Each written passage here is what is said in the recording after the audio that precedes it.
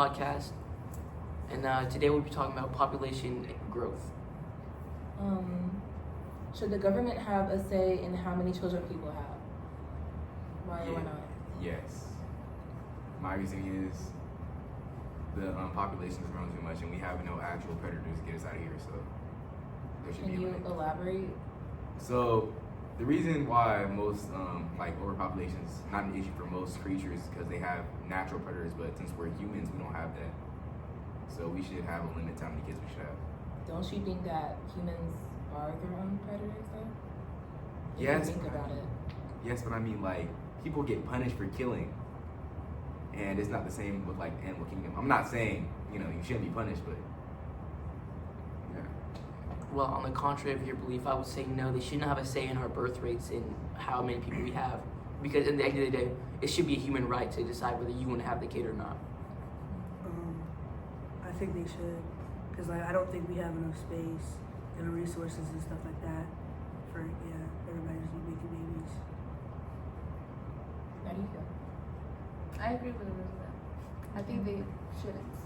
Yeah, I can see why some people agree, but I feel like it's dehumanizing to say that, oh, well, you should only have 2 kids or you can't have more than this many kids.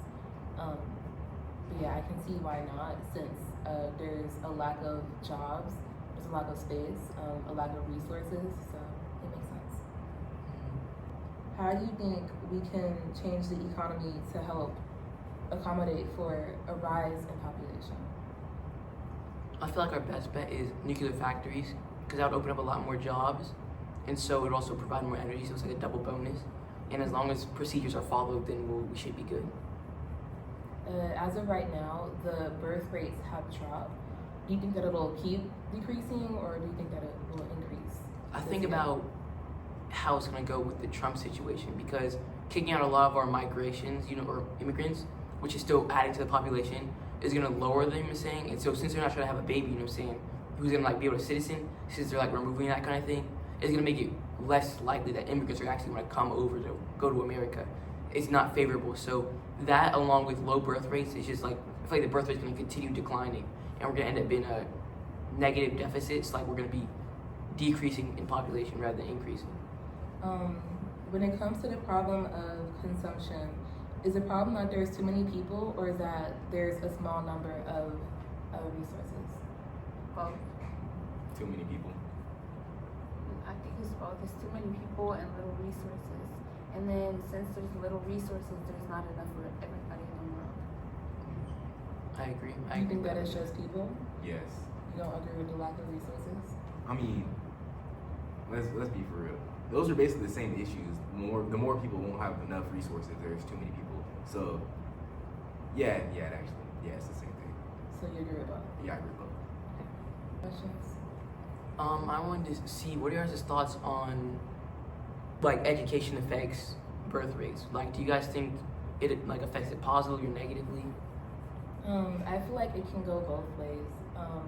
Our last talk, Abigail was mentioning how a lot of women who are in STEM and they're educated, they tend to want to when you have that financial stability, you want to just live your life and enjoy that aspect of it. But at the same time, when you get that level of technology and advancement, when it comes to your life and having the ability to do those things, it makes it easier to have a family. So I can see how it would. Yeah, I can definitely agree with both sides. Yeah.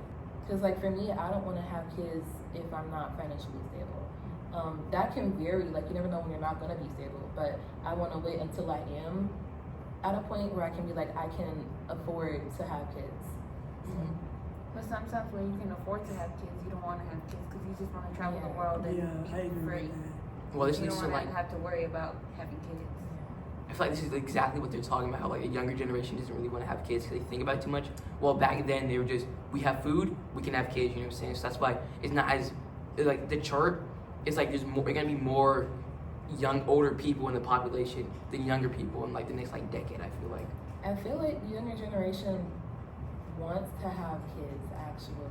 I feel like and it's not a good thing. A lot of young people are getting pregnant, and although some aren't able to get abortions, a lot of other students they want to keep their baby and they want to have more children, and they're only but like 16. There's 13-year-olds having 2 babies, and they're only 13. So some of it is by choice, some of it isn't by choice. But I feel like, in my opinion, from what I've seen and what I've experienced, a lot of the youth wants to have children.